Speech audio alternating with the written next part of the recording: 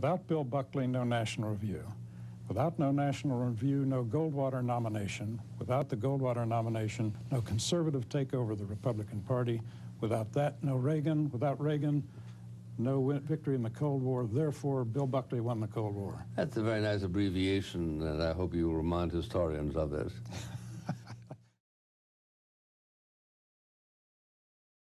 I'm always struck reading Buckley and Reagan, how they're going to take it back to a belief in America and what makes America special, right? And that's what needs to be defended. That's what American conservatives have to conserve. This deep and profound appreciation and love of America and the belief in American exceptionalism. That emphasis on America, I think, is something that should never leave the minds of American conservatives.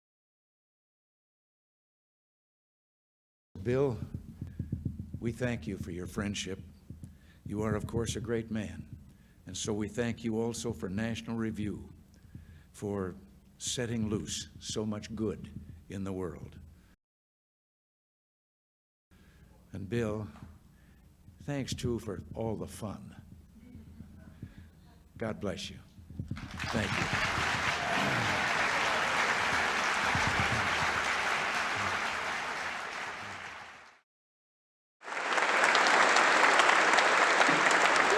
Had a wonderful ability to bring people together. Look at how many folks he and his good friend Ronald Reagan have brought together tonight. So many conservative organizations are represented here, groups that do important work on behalf of the citizens of this great nation.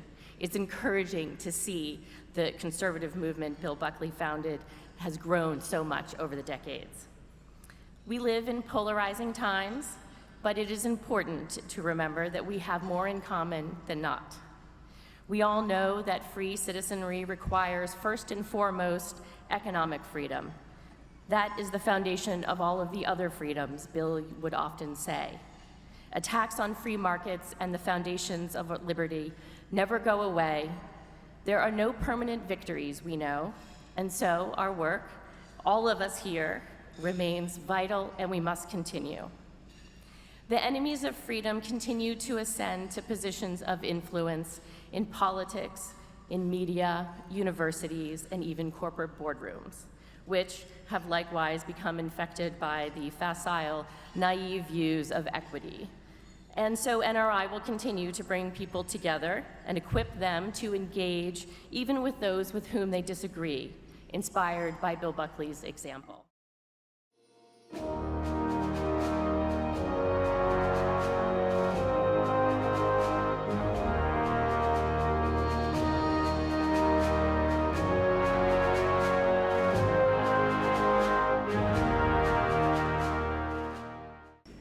Young America's Foundation has had a profound impact on the lives of millions of young people, including my own. YAF is being honored tonight because they've successfully preserved Ronald Reagan's legacy and ensured that it and the steadfast, conservative, limited government, pro-freedom principles better the lives of Americans. This is not only crucial for the future of the country, but allows young Americans to take control of their own lives and to each pursue an individual rendezvous with destiny. So with that, it is my honor to introduce to you former and current Young America's Foundation presidents Ron Robinson and Governor Scott Walker to accept the William F. Buckley Jr. Prize for leadership in supporting liberty on behalf of Young America's Foundation.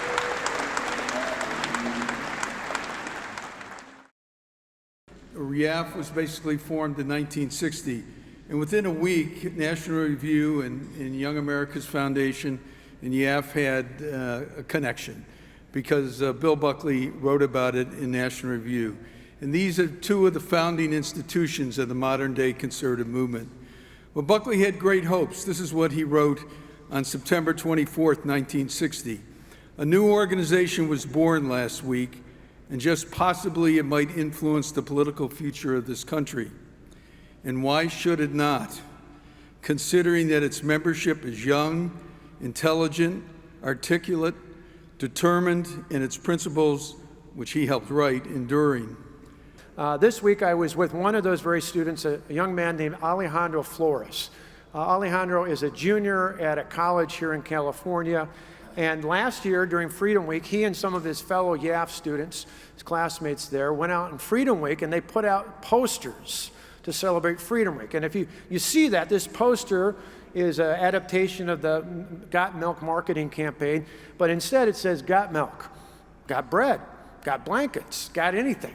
And as you can see by the picture, it's an image of a woman in a communist country standing in front of the shelves in a grocery store where there's no food. At the bottom of that picture, it says, embrace liberty. How perfect for tonight's award, because that's really what they were talking about. But they got that approved to put up on campus as part of Freedom Week. And then the administration at this campus took the posters down.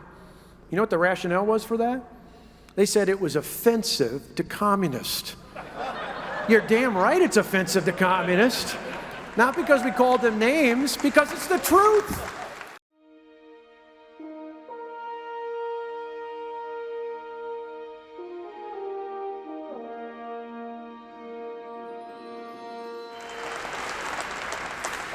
And crucially, for our country and for our movement, he has used his powers, his unmatched communication skills, his ability to persuade, his energy, his winsomeness, his principles, his expertise for good.